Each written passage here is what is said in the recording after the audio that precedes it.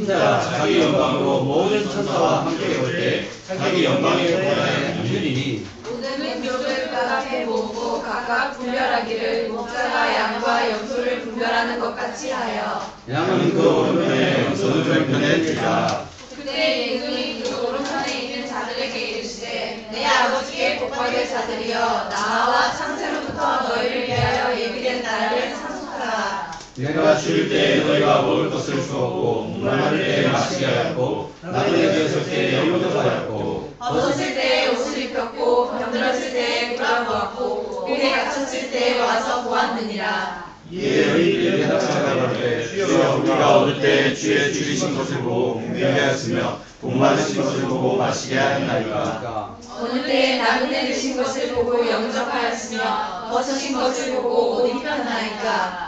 어느 때 병드신 것이나 옥에 갇힌 것을 보고 가서 배웠나이까 하니 임금이 대답하여 가라사대 내가 진실로 너희에게 이르노니 너희가 여기 내 인생에 지극히 작은 자 하나에게 한 것이 곧 내게 한 것이니라 하시고 또 왼편에 있는 자들에게 이르시되 저들을 받아라. 나라가 사사들을 위하여 예배되는 영광을 내려 받아라. 내가 죽을 때 너희가 먹을 것을 주지 아니하였고 목마를 때 마시게 하지 아니하였고 나그네 되었을 때 영접하지 아니하였고 벗었을 때 옷 입히지 아니하였고 병들었을 때와 옥에 갇혔을 때 돌아보지 아니하였느니라 하시니 저희도 대답하여 가로되 주여 우리가 어느 때 주의 죽이신 것이나 목마르신 것이나 나그네 되신 것이나 벗으신 것이나 병드신 것이나 옥에 갇히신 것을 보고 공양치 아니하더이까. 이에 임금이 대답하여 가라사대 내가 진실로 너희에게 이르노니 이 지극히 작은 자 하나에게 하지 아니한 것이 곧 내게 하지 아니한 것이라 하시니 저희는 영벌에 너희들은 영생에 들어가야 하시니라. 아멘. 기도하겠습니다. 하나님 은혜와 사랑을 감사합니다. 그리고 복된 주의를 허락하시고 주님 앞에 예배할 수 있는 건강과 또 마음과 환경과 상황과 여건들을 허락해 주심을 감사합니다. 오늘 이 자리에 예배를 사모하지만 여러 가지 사정으로 나오지 못한 우리 형제 자매들이 있습니다. 기억하여 주시고 그들의 마음을 위로하시고 하나님 그들에게 은혜를 부어 주옵소서. 특별히 오늘 또 중요한 시험을 치르는 우리 형제 자매들도 있는데 하나님 기억하여 주시고 은혜와 긍휼을 베풀어 주시기를 바랍니다. 오늘 말씀을 통해 저희들이 은혜 받고 다시 한번 주님 앞에 어떻게 살아야 될지 도전받기를 원합니다. 성령님이 함께하여 주옵소서. 예수님의 이름으로 기도합니다. 아멘. 제가 예수님의 비유 설교를 말씀으로 전하고 있는데요. 오늘은 제목이 뭐죠? 양과 염소의 비유입니다. 이 비유에 보면요 31절에 우리 같이 한번 주고 있습니다. 읽어보겠습니다. 인자가 자기 영광으로 모든 천사와 함께 올 때 자기 영광의 보좌에 앉으리니. 아멘. 예수님이 지금 다시 돌아올 것을 이야기하시죠. 지금 예수님은 고난을 앞두고 있습니다. 십자가에 죽으시는 거예요. 그렇지만 주님은 죽음이 끝이 아니라고 이야기하시는 거죠. 다시 돌아올 것이라고. 다시 돌아올 것이라고. 예수님의 이 종말론적인 재림을 염두에 두고 이 말씀을 생각해야 됩니다. 예수님은 언젠가 이 세상에 다시 돌아오실 것입니다. 그리고 이런 하나님의 심판을 하실 것입니다. 우리 예수님에 대해서 이미지가 연약한 예수님의 이미지를 가지고 있는 경우가 많습니다. 말구에 누워 계신 어린 아기 예수님. 십자가를 지다가 무거워서 쓰러지신 그 힘드신 예수님의 모습. 나사렛의 무덤 앞에서 하염없이 눈물을 흘리시는 그 안타까운 예수님의 모습. 이런 이미지들이 우리에게 많이 있어요. 여러분 사실은 예수님이 그런 모습도 있지만 더 중요한 것은 예수님의 본 모습은 그런 모습이 아니라는 거죠. 이 땅에 잠시 인간으로 오셨을 때는 그런 인간적인 모습이 있었지만 예수님의 원래 모습은 하나님이셨다는 거예요. 하나님. 엄청나게 위대하시고 엄청나게 거룩하시고 엄청나게 능력이 넘치시는 그 하나님, 그분이 예수님의 본 모습이라는 거죠.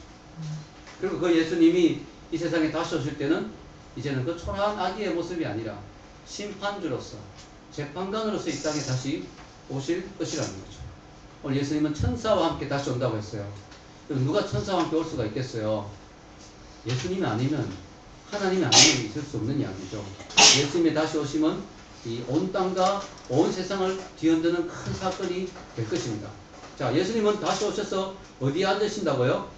자기 영광의 보좌에 앉으신다.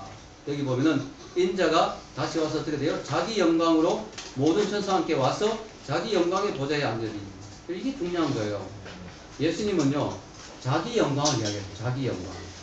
예수님의 영광은 원래 자기 영광이었어요. 잠시 예수님이 이 땅에서 영광을 내려놓으실 뿐이지 예수님은 영광 가운데 둘러싸인 분이 있었습니다.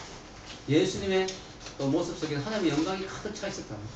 그리고 자기 영광의 보좌에 다시 와서 앉는다고 말씀하십니다. 예수님이 땅에 잠시 낮은 자의 모습으로 잠시 비천한 모습으로 오셨지만 예수님이 원래 포지션은 뭐예요? 하나님의 우편, 영광 가운데 있는 영광의 보좌에 앉으셨던 분이에요. 그래서 예수님이 다시 오실 때는 그 자기 영광의 보좌에 앉으신다는 거죠. 그리고 그 놀라운 예수님의 영광을 드러내시겠다는 거죠. 그 영광은 우리 믿는 사람들에게는 큰 기쁨이 되겠지만 하나님을 거부하는 분들에게는 큰 두려움이 될 것이라는 거죠. 예수님은 자신을 왕으로 묘사합니다. 왕. 인자가 자기 영광으로 와서 영광의 보좌에 앉고 그 다음에 34절에 보면 임금이라는 거죠. 임금. 그때 임금이 예수님이 왕으로 오신다는 거죠. 예수님은 킹 오브 킹스. 왕 중에 왕으로 오신다. 이 세상의 모든 열왕들, 이 세상의 모든 왕들 위에 우뚝 서 있는 최고의 왕으로 이 땅에 오셔서 다시 이 세상을 심판하고 다스리신다는 거죠. 예수님의 심판 때 여러분 그 앞에 선다고 생각해보세요. 얼마나 두렵겠습니까? 그때 우리는 예수님께 인정받기를 원하죠. 그럼 어떻게 해야 될까? 오늘 성경에는 우리가 예수님이 다시 오실 때 어떤 일이 일어날 것인가, 어떤 식으로 심판이 진행될 것인가에 대한 중요한 암시가 들어가 있습니다. 그게 뭐냐면 예수님이 오셨을 때 사람들을 양과 염소로 구분하신다는 것이에요. 양과 염소. 즉 하나님의 선택받은 자, 천국에 들어갈 자, 하나님의 저주받은 자, 하나님의 버림받은 자, 지옥에 갈 자로 인간을 두 부류로 구분하신다는 거죠. 양 중간, 염소 중간은 없어요. 회색지대는 없습니다. 양 아니면 염소입니다. 그래서 여기 보면은 이 양은 특징이 뭐냐? 주님이 줄일 때 먹여주고, 목마를 때 마실 것을 주고, 나그네 되었을 때 영접해주고, 병들었을 때 옥에 갇혔을 때 찾아와 줬고, 벗었을 때 입혀주었고, 이런 사랑을 베푼 사람들입니다. 반면에 염소는 그렇게 하지 않았던 사람들이죠. 여기서 중요한 우리가 마지막 심판의 특징을 두 가지를 이야기하고 싶은데요. 첫째는 양과 염소의 철저한 분리가 이루어진다. 여러분 목자들의 이야기를 들어보면요, 양하고 염소를 좀 섞어서 키운답니다. 양은 주로 흰색이고 염소는 주로 검은색이죠. 근데 양들 속에 염소를 좀 띄엄띄엄 넣어서 같이 키운대요. 왜 그러느냐? 이 양들이요, 좀 미련한 면이 좀 있다고. 양들이, 이 양들의 특징이 좀 이렇게 풀을 뜯어 먹을 때 조용히 뜯어 먹는데, 어떨 때는 이제 겨울이 되어서 풀이 별로 없어서 먹이를 이렇게 나눠주면 한꺼번에 막 먹으려고 양들이 막 몰려들어가지고 양들이 막 서로 막 밟고 막 죽기도 한다는 거예요. 근데 그 안에 염소를 몇 마리 넣어두면 염소들이 적당히 양들을 이렇게 막 밀어내고 떠받들면서 양들이 이렇게 너무 심하게 뭉치지 않도록 그렇게 해서 양들이 다치지 않도록 역할을 한다는 거죠. 또 양들의 특징이 겨울에 추우면 너무 가까이 붙는 경향이 있답니다. 털을 막 붙여가지고 막 서로. 근데 거기에 또 염소가 들어가 있으면 너무 심하게 안 붙고, 너무 심하게 붙다고 약한 양들이 깔려 죽거든요. 이렇게 적당히 이렇게 할 수 있는. 그래서 우리는 그 양하고 염소가 같이 큰다는 걸 상상할 수가 없는데 염소를 좀 섞어 먹는다는 거죠. 그런데 중요한 건 뭐냐? 때가 되면 양의 털을 깎는다든가 양이 자야 된다든가 할 때가 되면 이 목자가 양과 염소를 완전히 분리시켜서 재운다는 거죠. 여러분 마찬가지입니다. 이 땅에서는 양과 염소가 섞여 있는 거예요. 하나님의 사람과 하나님의 사람이 아닌 사람들이 섞여 있고요. 가정에도 직장에도 심지어 교회 안에도 우리는 모르는 거예요. 누가 양이고 누가 염소인지. 우리 안에 섞여 있다는 거죠. 성경에는 이런 내용들이 많습니다. 성경의 비유 중에 양과 염소뿐만 아니라 알곡과 가라지 비유가 나오죠. 알곡이 있고 가라지가 있다는 거죠. 알곡의 특징은 그 안에 이제 먹을 것이 가득 차 있기 때문에 수확 때 창고에 들어가는 거죠. 가라지의 특징은 그 안에 아무것도 없어요. 그래서 비슷해 보여요. 근데 이제 추수 때는 그것을 가라지는 쓸모가 없으니까 불에 태워버리는 거죠. 또 물고기 비유도 있습니다. 물고기 거물을 착 집어당기면요, 그 안에 좋은 물고기가 나온 게 아니죠. 나쁜 물고기도 섞여 나오는 거죠. 좋은 물고기는 이렇게 거두어들이고 나쁜 물고기는 버려버리는 거예요. 예. 그래서 성경에는 이렇게 구분에 대한, 분리에 대한 이야기가 많이 나옵니다. 그 중에 하나가 바로 양과 염소죠. 완전히 분리한다는 거죠. 여러분 우리 인간은 최후 심판이 오기 전까지 누가 양이고 누가 염소인지 알 수가 없어요. 예수님의 제자 중에 하나가 예수님을 배신했죠. 예수님이 제자들이 12명이 있는데 이 중에 누가 나를 배신할 거다 했는데 서로 제자들이 몰라가지고 누굽니까? 누굽니까? 전가요? 왜 이렇게? 왜냐면 가룟 유다인데 우리는 지금 가룟 유다가 알잖아요. 그러나 그때는 가룟 유다가 섞여 있는데 염소인지 양인지 모르는 거예요. 같이 있으면서 잘 모르는 거예요. 우리는 잘 몰라요. 함부로 판단할 수 없어요. 여러분 목사님들 가운데도 염소가 있을 수 있어요. 구원 못 받는 목사도 있을 수 있다는 거예요. 몇 년 전에 교단의 총회에 어떤 목사님이 가스총을 가지고 왔어요. 영역 깡패를 데리고 총회니까 총을 가지고 온지 모르겠어요. 아 이게 목사님이 총을 그런 목사님이 어떻게 구원받는 목사가 되겠냐는 생각이 드는 거예요. 모르는 거예요. 누가 양이고 누가 염소인지 우리 가운데 섞여 있다는 거죠. 그런데 중요한 건 뭐냐? 때가 되면 철저한 구분이 이루어진다는 거죠. 여러분 양으로 판명이 된 사람들에게 예수님이 하시는 말씀이 뭘까요? 여기 나오죠. 34절 읽겠습니다. 내 아버지께 복받을 자들이여 나와서 창세로부터 너희를 위하여 예비된 나라를 상속하라. 자 하나님 나라 들어오라는 거죠. 천국에 들어오라는 거죠. 하나님의 자녀로 하나님의 모든 그 영광과 축복과 유업을 다 이어받는 천국에서 하나님의 모든 풍성함을 누리는 그 자리로 양을 초청해 주십니다. 자, 염소는 어떻게 될까요? 그 밑에 나오죠. 41절 읽겠습니다. 저주를 받은 자들아 나를 떠나 마귀와 그 사자를 위하여 예비된 영원한 불에 들어가라. 예. 이 염소로 판명이 되면 어떻게 되느냐? 아예 천국 근처도 못 가죠. 영영한 불에. 원래 그 불은 그 지옥 불인데 원래 인간을 집어넣으려고 만든 불이 아니고 마귀와 그 사자가 되는 하나님을 거역한 그 천사가 마귀가 됐잖아요. 사탄이 됐잖아요. 그들을 집어넣어야 될 감옥이 있어야 될 거 아니에요. 옥이 있어야 돼. 그 옥이 지옥이란 말이죠. 그러니까 지옥에 준비를 돼 있는데 거기에 인간들이 마귀를 따라다니다가 같이 지옥에 가는 결과가 됩니다. 거기에 가서 고통을 받는 너무나 분명한 구분이 이루어집니다. 여러분 이걸 생각하면 참 두렵죠.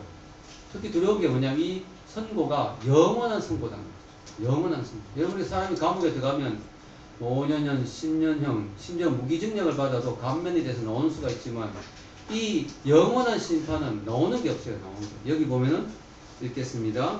저희는 영벌에 너희들은 영생에 들어가리라 하시니라. 이 46절에 영생, 생명도 영원해요. 천국의 생명도 영원해요. 지옥의 벌도 영원해요. 어떤 신학자들은 지옥에서 우리가 영원히 고통받는 게 생각해도 너무 끔찍하잖아요. 그러다 보니까 신학을 만들어냈어요. 영원히 고통받는 건 아니고 한 천년 만년 고통받다가 멸절된다. 영원히 그냥 타서 없어져 버린다.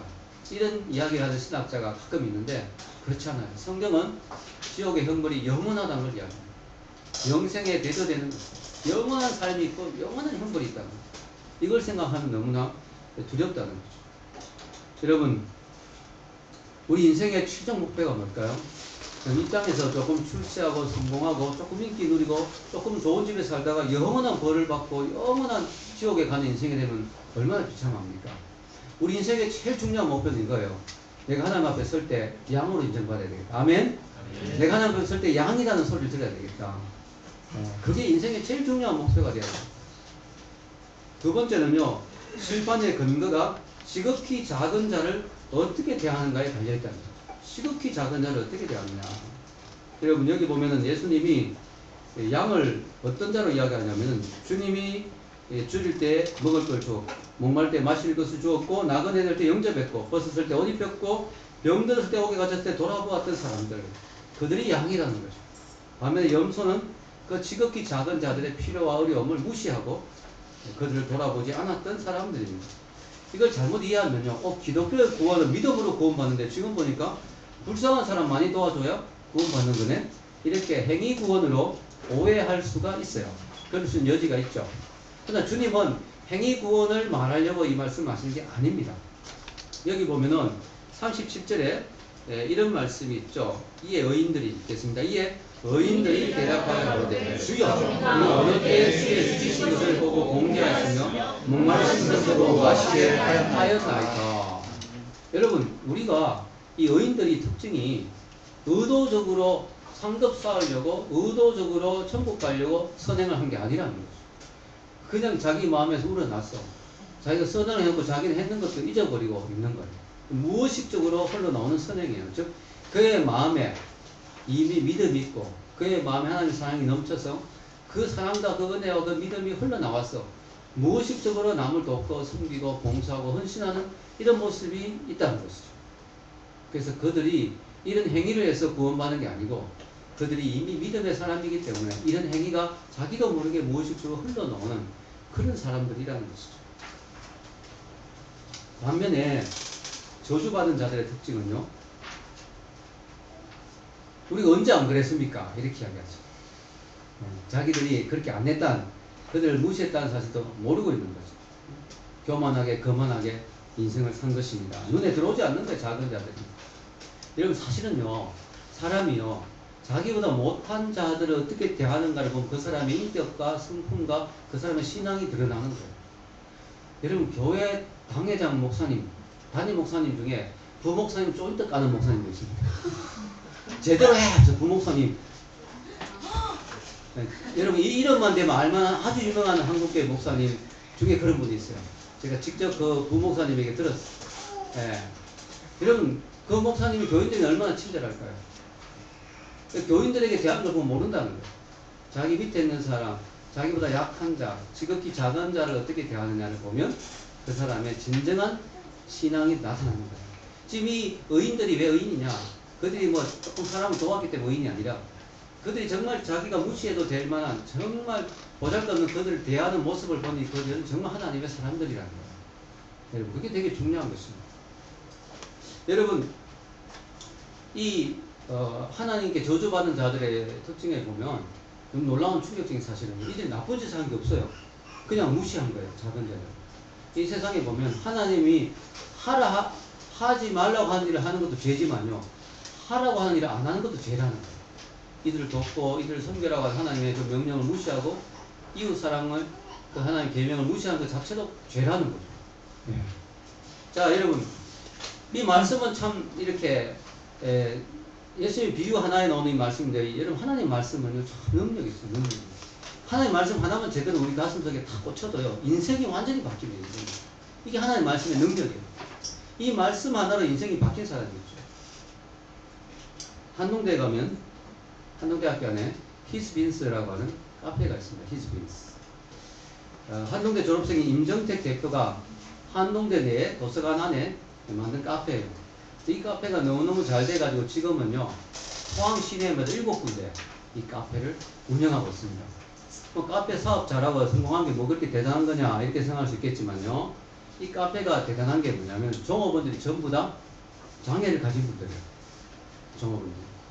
이 카페가 한 7개, 이제 전체 한 37명 정도가 이렇게 근무하고 있는데요. 한 카페당 한 5명 정도가 근무하죠. 그런데 우울증이나 강박증 같은 정신병을 앓는 정신장애인이 3분의 2 정도고요. 지적장애인과 지체장애인이 또 나머지입니다. 3분의 1 정도. 그런데요, 정상적인 생활이 어려운 이 사람들이 직장을 얻어가지고 잠깐 아르바이트 하는 게 아니라 3년씩 5년씩 장기 근무를 하고 있어요. 평생 직장으로 생각하고 일하고 있어요. 보통 장애인들이 직장을 얻어도 한 3개월에서 6개월 이상 못 버티거든요.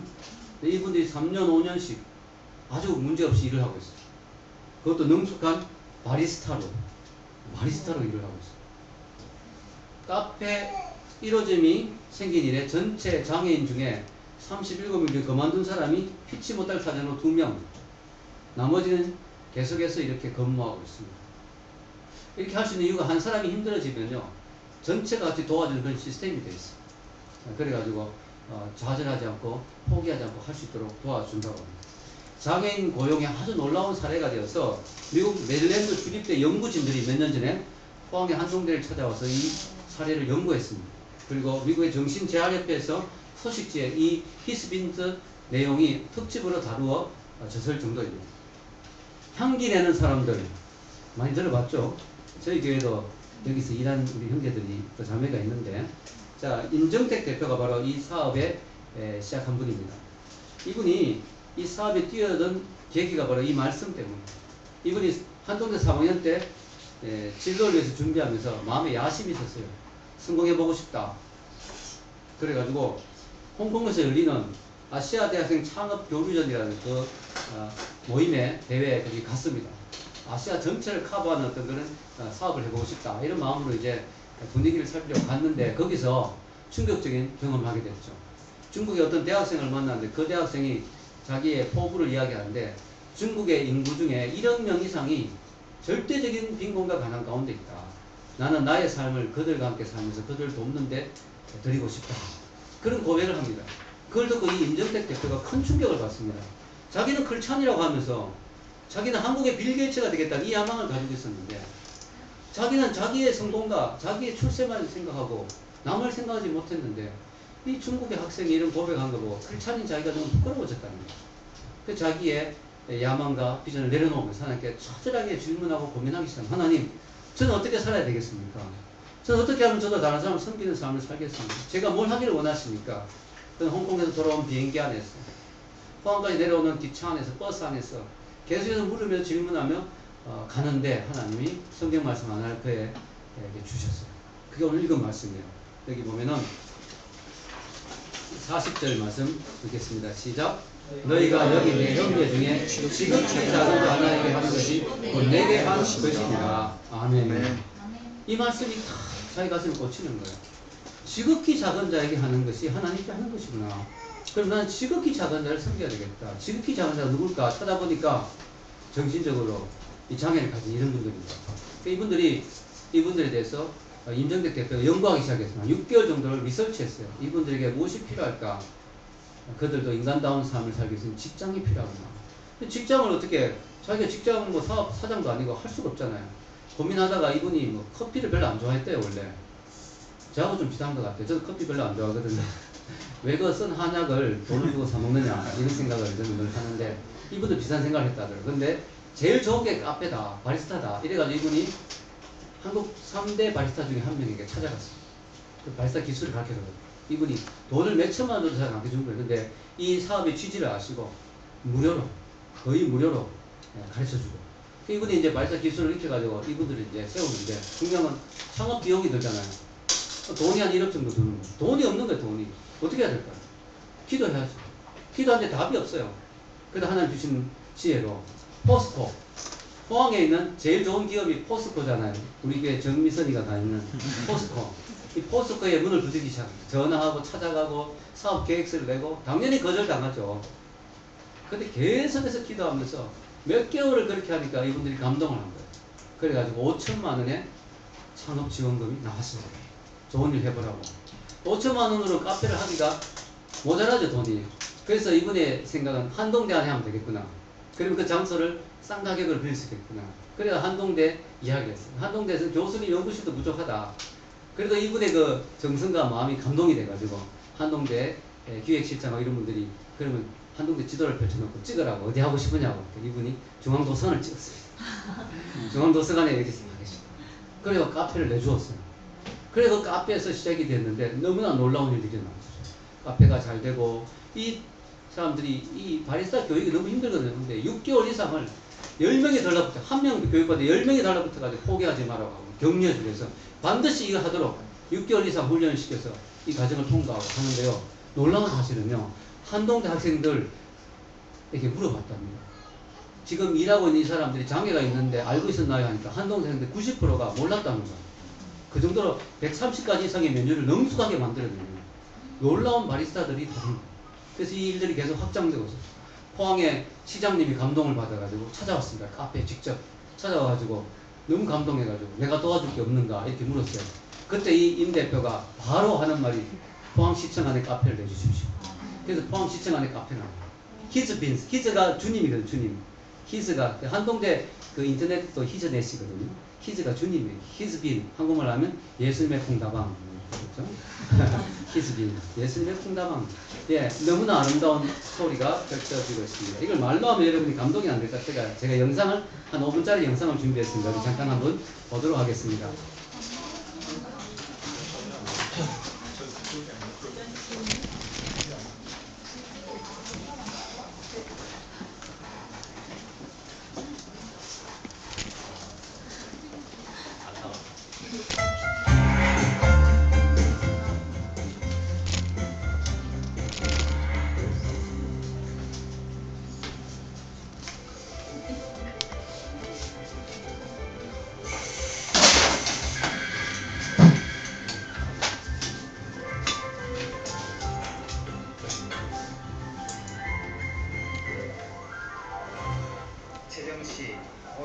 이렇게 같이 해 주셔서 감사합니다.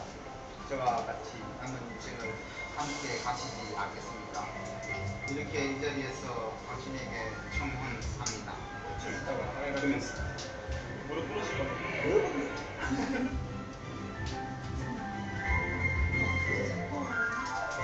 아시아 대학생 창업교류전이라는 대회가 있었어요. 홍콩에서.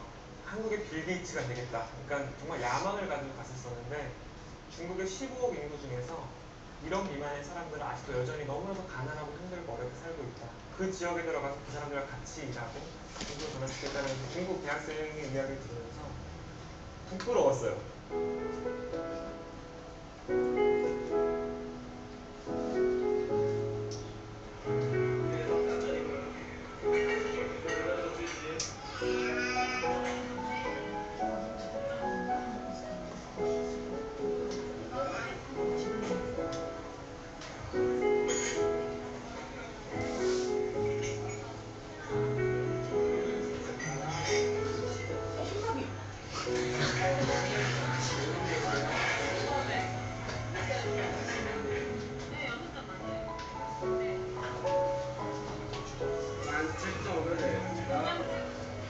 처음엔 정말 아무것도 없었어요. 대학교 2학년 때였고요. 선후배들과 모였습니다. 비전 하나. 그 비전은 가장 어렵고 힘든 사람들과 함께 사는 일. 그런 회사를 만드는 거. 그 비전은 명확했어요. 그래서 실패할 거란 생각 없이 한번 해보자.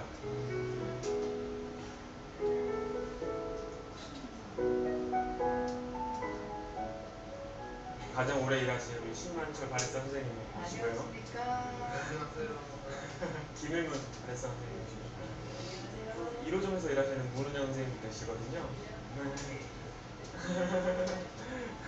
세상에 많은 장애 인류가 있는데 그래서 가장 취업하기가 힘들고 몸도 안 되고 하는 장애가 정신장애입니다. 정신장애를 체험을 한다는 게 말씀을 쉽지가 않았었는데 잘할 수 있다는 걸 믿고 그런 저희들은 스카우트 한 거죠. 그래 저 4년 일하고 가보시죠. 나왔습니다.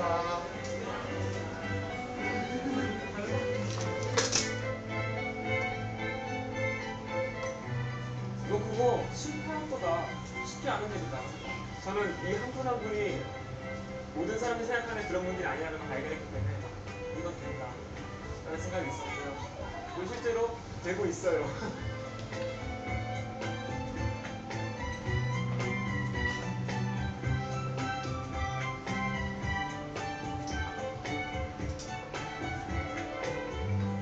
지금은 7호점까지 챙겼습니다.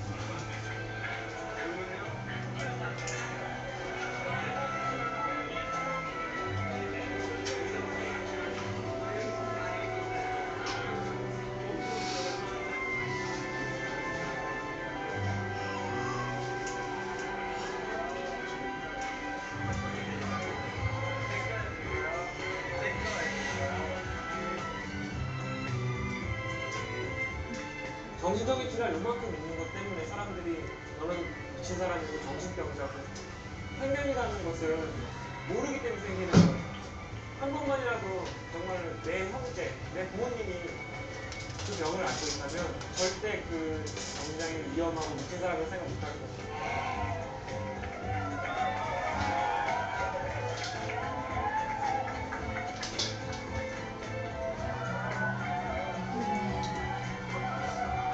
최경씨 오늘 이렇게 같이 해 주셔서 감사합니다. 저와 같이 남은 인생을 함께 가시지 않겠습니까?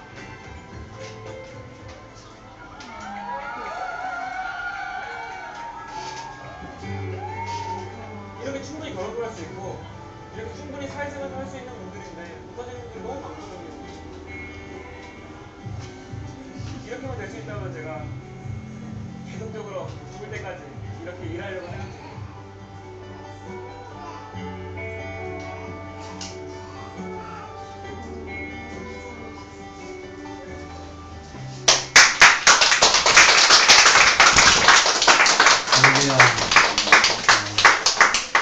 좀 덥잖아요. 에어컨 끄지 않았죠. 제가 한성대에서 수업을 하다가 이제 도서관에 계단을 내려가는데 어떤 한 형제가 제 수업을 너무 감동 깊게 들었다면서 꼭 커피를 대접하고 싶다고 도서관에 히스빈스로 저를 데려갔어요. 저는 그때 처음 알았습니다. 거기 있는 분들이 장애를 가진 분들인지. 그 형제가 제 수업을 통해서 많이 도움을 받았다면서 자기가 이 사업을 하고 있다고 시작했다고 이렇게 하는데 아마 지금 생각하니까 이분이었던 것 같아요. 제가 그때 이름도 제대로 안 물어보고 있었는데 정말 귀한 그 일들이 일어나고 있는 것 같고요. 정말 우리가 하나님이 가장 기뻐하시는 게 뭔가 힘들고 소외되고 힘든 사람들에게 우리가 그리스도의 사랑으로 다가가는 거죠. 여러분 우리가 기억해야 될 것은요. 말만 하는 게 아니라 실천하는 것입니다. 제가 최근에 예수님의 비유 설교를 하다 보니까 예수님의 비유에 그런 내용이 많이 나와요. 빛과 소금이 되라든가 선한 사마리안이 되라든가 이런 것들이 많이 나옵니다. 그러다 보니까 여기 영향을 받아가지고 컴패션을 시작한 분들도 있고요. 또 주위에 어려운 분들에게 관심을 가진 분들이 참 많아지고 있는 것 같아요. 특별히 지난주에 리더 모임에서 그런 이야기가 나왔다고 제가 들었습니다. 우리 교회도 이 지역사회에 뭔가 좀 섬겨야 되지 않겠는가. 그래서 지역사회에 우리가 뭐 돈이 많은 교회는 아니니까 물질로 섬기기는 쉽지 않고 우리 교회는 좋은 자원이 많잖아요. 대학생도 많고 청년들도 많고 또 가르칠 수 있는 능력이 있는 사람들이 많기 때문에 이 지역에 좀 소외된 아이들을 멘토를 좀 해주면 좋지 않겠는가 이런 이야기가 나왔어요. 제가 시켜서 하게 된다면 별로 좋은 게 아닌 것 같은데 제가 아무 말도 안 했는데 여러분들 안에서 그런 이야기가 나와서 참 감사했고요. 그래서 제가 궁금해서 그런 가능성이 있는가 싶어서 제가 또 이번 주간에 그 기름종합사회복지관에 가봤습니다. 우리 기름동에 있는 기름종합사회복지관은 어디냐면은 여기 4층 올라가죠. 건물 4층 올라나가면 바로 앞에 있어요. 너무 가까이 있어요. 거기 이제 담당자를 만나서 이야기를 했는데 그분들이 그런 프로그램이 지금 있다 하더라고요. 대학생들이 그 중고등학생들을 도와주는 그런 멘토링 프로그램이 있고요. 부모님들 가운데 참 가정이 힘들어서 남들은 다 사교육하고 좋은 학원에 보내는데 돈이 없어서 못 보내서 너무 안타까워하는 분들도 많고 그런 분들이 자녀들을 좋은 대학생들이 가르쳐준다면 너무 좋아하고 그렇다 하더라고요. 그래서 그런 이야기들이 좀 나와서 저희 교회에 제가 아직까지 누가 할 수 있는지는 잘 모르겠는데 관심 있는 사람도 있다고 해서 지금 알아보러 왔습니다. 그래서 그런 프로그램이 있다면은 저희 교회에서도 좀 돕고 싶습니다. 이렇게 말을 했어요. 그래서 이제 어제 아래 통화를 했는데 그분들 말로는 한 6명 정도가 필요하다고 이야기를 하시더라고요. 그래서 한 3명 정도는 그중에 평일날 그 아이들 집에 찾아가서 공부를 가르쳐주면서 멘토가 되어줄 수 있는 그런 그 선배, 언니, 오빠, 대학생이 있으면 좋겠고 그런 분들은 좀 우리 교회 가까이 사는 분들이 좀 좋겠죠. 주중에 가야 되니까. 주말에 한 3명 정도 거기는 그룹으로 공부하는 게 아니라 1대1 멘토링이거든요. 언제나. 그래서 한 3명 정도 도울 수 있는 한 3명 정도의 우리 교회에 헌신하시는 분이 있으면 좋겠다. 제가 그랬어요. 만약 그렇게 하게 된다면 저희 교회에 오픈할 수 있다. 주일날 토요일 오후만 2시부터 한 4시나 한 2시간 정도 오픈해서 여기 와서 아이들이 배울 수 있다. 그때 되게 좋아하시고 고마워하시더라고요. 그래서 일단 여러분들 가운데 몇 명 있는지 모르겠어요. 여러분 헌신하시는 분이 있다면 저희들이 그 프로젝트를 좀 하려고 합니다. 그러나 너무 없으면 시작을 못 하겠죠. 만약에 한두 명밖에 없다 그러면 일단 평일날 뭐 돕는 그런 것부터 시작할 수도 있겠죠. 어쨌든 그래서 여러분들이 원하시면 그 리더들을 통해서 저희들에게 신청해 주시고 그렇게 하면 저희들이 그 복지관하고 이야기를 하겠습니다. 그분들은 우리가 좀 많이 있는 줄 알고 뭐 아예 한국대학연합회 멘토링 그룹을 하나 따로 만들려고 한다고 뭐 이러더라고요. 그래서 제가 약간 부담이 되고 그만큼 될지 모르겠는데 어쨌든 작게라도 시작해 봤으면 좋겠고요. 또 우리 교회가 이 지역에 있는 아이들에게 여러분들이 멘토가 되어서 그들에게 하나님도 가르쳐주고 인생도 가르쳐주고 공부도 가르쳐주고 얼마나 좋겠나 하는 생각을 하게 됩니다. 여러분 제가 얼마 전에 생명의 말씀사에 갔었는데요. 생명의 말씀사에 때 구세군 빌딩이 붙어 있더라고요. 구세군 빌딩의 그 모토 슬로건이 뭐냐면 구세군의 슬로건이 이거더라고요. 여러분 적어 놓았는데 마음은 하나님께 손길은 이웃에게 너무 멋있더라고요. Heart to God, hand to man. Heart to God, hand to man. 이게 구세군의 모토예요. 슬로건이에요. 마음은 하나님께 손길은 이웃에게. 그래서 여러분 오늘 이 말씀 이 이웃 소외된 자를 돕는 이 말씀이 단순히 구제 활동이 아닌 거예요. 만약에 이렇게 힘든 사람을 구제를 열심히 해서 천국 간다면 우리 교회보다 복지가 되는 사람들이 더 먼저 천국 가겠죠. 그러나 사실은 예수님의 말씀은 선행으로 천국 간다 그 말씀이 아니라 너희들이 진짜 하나님의 사람이라면 마음이 하나님께 같다면 그것이 이웃에게 가는 손길로 드러나야 그게 진짜 신앙입니다. 그게 실천하는 신앙이고 그게 진짜 신앙의 모습이라는 것을 말씀하고 싶은 거죠. 예수님은. 여러분 사실 여러분 하나님 사랑이 충만하면 이웃 사랑으로 드러날 수밖에 없어요. 근데 나 하나님 사랑이 있다, 나 하나님 잘 믿는다 하면서 이렇게 소외된 이웃에게 아무 관심이 없다라고 하면 그 사람이 진짜 하나님 믿는 사람이 맞느냐 하는 것을 예수님은 우리에게 물어보시는 거죠. 너는 양이라고 착각하고 있는데 혹시 너 염소가 아니냐 라고 물어보시는 거죠. 여러분 하나님께 구원받은 하나님의 양의 특징은 그 하나님의 그 넘치는 은혜와 사랑이 경험되어지고 감사되어져서 우리 주위에는 아프고 힘들고 소외된 사람에게 마음이 향한다는 것이죠. 컴패션이 바로 그런 것이죠. 여러분 컴패션이 그냥 구제 단체가 아니에요. 철저히 하나님께 집중되어 있습니다. 교회를 통해서 그 일을 하고 있고요. 그들에게 하나님의 사랑을 전하고 있어요. 그게 바로 예수님이 이 소자에게 한 것이 바로 내게 한 것이라는 예수님의 그 말씀이 되는 거죠. 바로 그런 구제가 되어야 될 줄 믿습니다. 여러분들 가운데 헌신하고 싶은 분이 있으면 이야기해 주세요. 우리 교회가 이 일들을 작게나마 시작해서 하나님 일들을 하고자 합니다. 결론을 내리겠습니다. 오늘 저는 마지막 심판에 관한 비유를 하면서 예수님의 비유를 생각해 봤는데요. 여러분들에게 물어보고 싶어요. 마지막 날 심판대에서 혹시 염소가 되고 싶은 분 있으세요? 아무도 없겠죠? 다 양이 돼야 될 줄로 믿습니다. 우리 다 양이 돼야 돼요. 너는 양이구나. 예수님이 인정하는. 너 염소였네. 이렇게 되면 안 된다는 거죠. 여러분 우리 교회가 하나님의 사랑을 이웃 사랑으로 흘러보내야 우리 교회가 하나님 기뻐하시는 교회가 될 줄 압니다. 여러분들 하나님 주신 은사와 재능이 많잖아요. 여러분 이 형제 한 사람이 헌신하니까 얼마나 놀라운 일이 나옵니까? 여러분 가운데 여러분 꼭 이런 일을 안 해도 되잖아요. 여러분이 주신 하나님 주신 그 은사와 재능과 그 능력을 가지고 이들을 돕겠다. 내 주위에 소외되고 힘든 사람을 돕겠다는 마음을 가지기만 하면 하나님이 길을 열어주실 거예요. 길을 열어주실 거예요. 우리 제식 형제 같은 경우에는 음식을 통해서 하는 그런 어떤 특별한 그런 일들을 해서 푸드를 통해서 또 힘든 사람을 특별히 소외된 사람을 돕고 싶은 마음이 하나님 앞으로 어떻게 길을 열어줄지 모르죠. 우리가 이런 마음을 가지는 게 참 중요한 것이죠. 단기 선교를 갈 수도 있고요. 또 우리 오시민 형제도 이번에 중국에 또 선교 갔다 왔잖아요. 단기 선교를 갔을 거 아니면 북한에 성경을 보내고 있습니다. 여러분 교회 열심히 헌금해 주는 것도 이런 일에 쓰임 받는 거죠.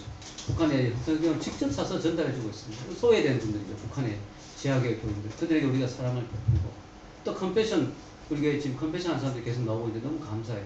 컴패션을 통해서 일을 하고 또 여러분이 가진 은사를 가지고 하는 것이 중요해요. 중요한 건요. 이런 소외된 사람들 돌아볼 때 절대로 내가 그들보다 더 많이 가졌고 더 잘났다는 우월감을 가지고 접근하면 안 됩니다. 그들에 대한 주님의 사랑을 품고 그 사랑을 흘러보내고 그들을 섬기는 마음으로 다가가야지 절대로 내가 잘났다는 입장에서 다가가면 안 된다는 거죠. 여러분 저는 이 말씀을 오늘 생각하면서요. 그 하나님의 심판대 앞에 섰을 때의 모습을 한번 생각해 봤어요. 여러분 하나님 앞에서 우리가 양과 염소로 딱 구분될 때 얼마나 충격이 오겠습니까? 옛날에 여러분 시험 치면 요즘은 시험 치면 인터넷으로 주로 합격자 발표를 하는 걸 알고 있는데요. 우리 대학교 들어갈 때마다 그렇잖아요. 시험 치면 대학교 담벼락에 붙어있잖아요. 이름이 합격 뭐 불합격이 딱 붙어있잖아요. 그때 그 딱 갔을 때 느낌이 어떨까요? 내가 합격일 때 내가 불합격일 때 그 심판의 순간 그 느낌이 어떨까요? 여러분 제가 옛날에 운전면허 시험을 봤는데요. 한 30년 전 이야기입니다. 30년 전에. 요즘은 운전면허 시험을 어떤 식으로 이렇게 뭐 합격자, 불합격자를 하는지 모르겠는데요. 그때 되게 재밌었어요. 제가 여러분 그렇게 어렵다고 하는 실기 시험을 한 번만에 합격한 사람입니다. 이래봬도. 근데 필기 시험에서 떨어진 사람이에요. 필기 시험이 좀 쉽잖아요. 근데 떨어졌어요. 제가 그때 기말고사 기간이었거든요. 그래가지고 공부하는데 바빠가지고 에이 뭐 운전면허 필기시험 잠깐 보고 들어갔는데 잠깐 보고 들어갔는데 그게 제가 그 일종 일종 면허라서 80점이 넘어야 돼요. 근데 78점을 받았어요. 2점 차이로 떨어져 버렸어요. 근데 어떻게 떨어졌느냐면 지금도 그 순간 생각하면 아찔합니다. 시험장이 참